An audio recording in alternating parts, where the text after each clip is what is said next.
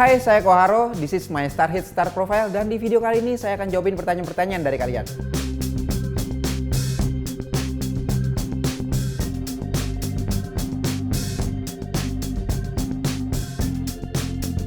Koharo itu bisa dibilang konten kreator kali ya. Saya bikin konten di YouTube dan di Instagram dan juga di TikTok, karena TikTok lagi tenar sekarang. Awal mula jadi YouTuber itu tahun 2012 karena dulu ada komunitas namanya komunitas web series, dan tujuannya sih dulu sebetulnya cuma buat sharing karya aja sih. Jadi kayak pengen menunjukkan siapa diri sebenarnya gitulah. Genre YouTube Koharo itu bisa dibilang gabungan antara entertain dan edukasi, jadi edutainment gitu.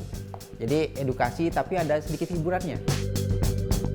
Selain YouTuber, sebetulnya bikin konten di Instagram juga sama di TikTok.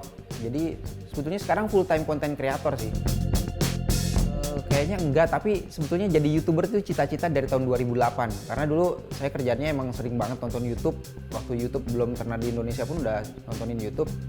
Dan YouTube tahun 2008 itu untuk pertama kalinya dibuka program jadi YouTube partnership, bisa dapat duit lewat YouTube. Dan dulu saya pengen banget bisa dapat duit lewat YouTube. Tapi di Indonesia baru bisa tahun 2014 kalau nggak salah ya. Sebelum jadi YouTuber dulu saya freelance video editor, pernah jadi fotografer juga, terus pernah jadi operator warnet dulu awal-awal baru lulus SMA ya. Itu sih, itu doang sebenarnya. Banyakin research sih, itu penting banget. Banyakin research, banyakin referensi, nontonin video YouTube. Nggak cuma yang lokal doang, tapi yang luar negeri, yang negara lain, itu buat referensi kalian. Jadi kalau kita punya banyak referensi, kita jadi punya banyak ide juga. Tentang pembuatan konten, pertama yang jelas pasti cari referensi, cari ide, dan brainstorming sama temen biasanya yang idenya bisa nyambung tektokannya. Setelah itu, setelah udah brainstorming, biasanya langsung aja syuting. Kalau saya sih biasa langsung syuting, terus setelah itu editing. Jadi prosesnya paling sekitar buat satu video 2-3 hari lah. Gagal saat eksperimen sebetulnya sering sih. Dan biasanya saya kalau gagal di eksperimen, videonya tetap ditayangin yang gagalnya, karena itu bagian dari proses ya. Karena manusia itu sebetulnya hidup buat mengalami kegagalan. Karena kalau orang nggak gagal biasanya orang yang nggak berani mencoba.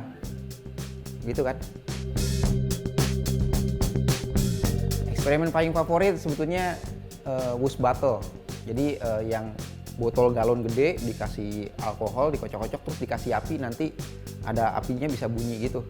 Itu paling favorit karena itu video pertama yang tembus 1 juta views di YouTube.